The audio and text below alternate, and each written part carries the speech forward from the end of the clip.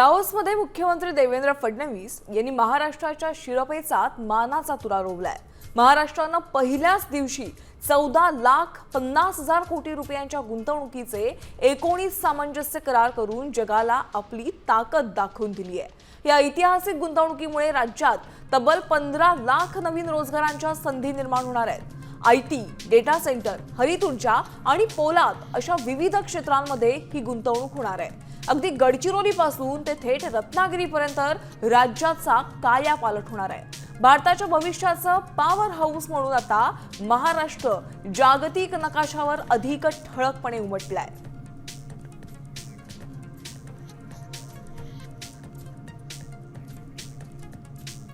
तर दाओस दौऱ्यात मुख्यमंत्री देवेंद्र फडणवीस आणि उद्योगमंत्री उदय सामंत यांनी लाखो कोटींच्या सामंजस्य करारावर स्वाक्षऱ्या केल्यात। या संदर्भात थेट दाओसमधून उद्योगमंत्री उदय सामंत यांच्याशी एक्सक्लुझिव्ह बातचीत केली आहे।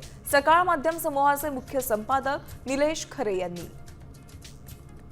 दाओस वर्ल्ड इकॉनॉमिक फोरम जग जिथं शांततेची वाट बघतंय त्या स्वरूपामध्ये जास्तीत जास्त संवादाची वाट बघतंय आणि म्हणूनच दाओसचं यावेळेचं ब्रीद आहे स्पिरिट ऑफ डायलॉग।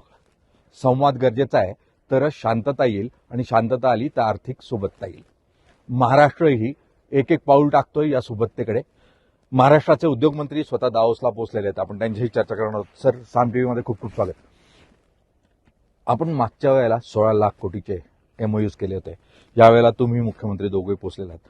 यावर्षी किती लाख कोटीचे MOUs? मागच्या वर्षी 16 लाख कोटीचे जे MOU झाले होते ते आमचंच रेकॉर्ड होतं देशामध्ये। आणि मी खात्रीलायक सांगतो, आज दुसरा दिवस आहे। उद्या ज्यावेळी आम्ही सगळ्या MOUची गोळाबेरीज करू ते आमचंच रेकॉर्ड आम्ही मोडू। 16 लाख कोटीच्या नक्की पुढे आम्ही जाऊ।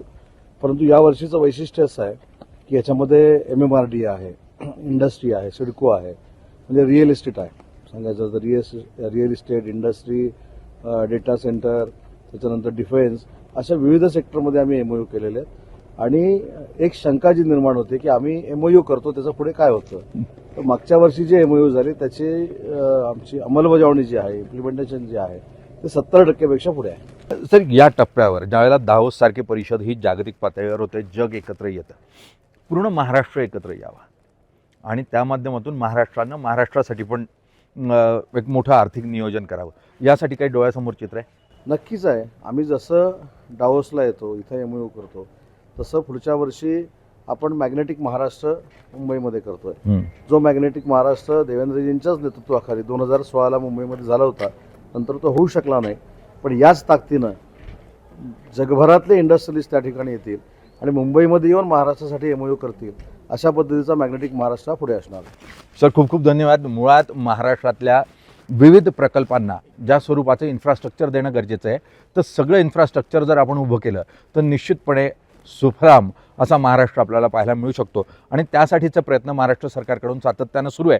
त्याला लवकरच यश मिळताना पाहायला मिळेल, त्यातून लाखो रोजगार तयार होतील अशी अपेक्षा करूयात। सर, खूप खूप धन्यवाद।